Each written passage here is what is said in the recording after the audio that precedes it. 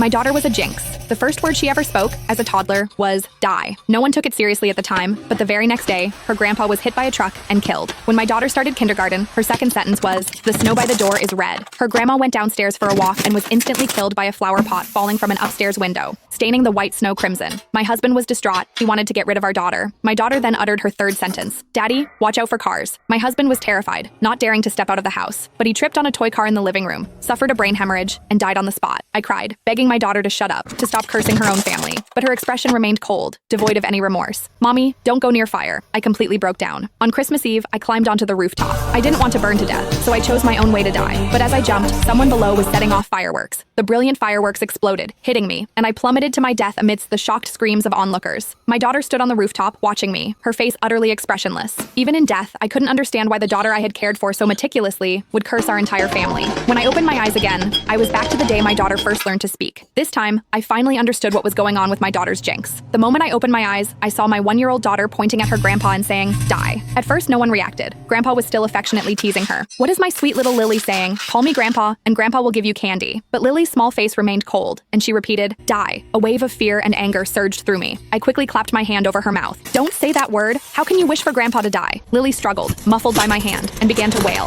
her face turning red from holding her breath. My father-in-law, Arthur, quickly intervened. She's just learning to talk, Sarah. Why are you getting so upset? I pressed my lips together, my body trembling uncontrollably. She's cursing you. Arthur paused, then laughed. What are you talking about? She's so young. How could she possibly know what die means? I didn't know how to explain, so I could only tell Arthur to be careful when he went out these days, especially to watch out for cars on the road. Arthur said he understood, but he didn't take it seriously at all. I repeated the warning to my husband, David, who also laughed at me, saying I was overreacting. He looked at Lily tenderly, saying our daughter was anything but a jinx. He even tried to comfort me. Sarah, are you having postpartum anxiety? Maybe you should take a break and let my parents take care of Lily for a while. A sudden chill ran through me. I immediately shook my head. No, absolutely not. What if Lily cursed someone else when I wasn't around? But a sliver of hope remained in my mind. What if the previous incidents were just accidents? I hadn't let Arthur leave the house for days, and I'd even put away all the toy cars. I was terrified of a repeat of what happened to David in my previous memory. After a few days at home, Arthur got bored. I'm just going for a walk in the garden downstairs. Don't you worry about it. I warned him repeatedly not to go anywhere near cars, but Arthur still had an accident. He missed a step while going down the stairs, tumbling all the way down.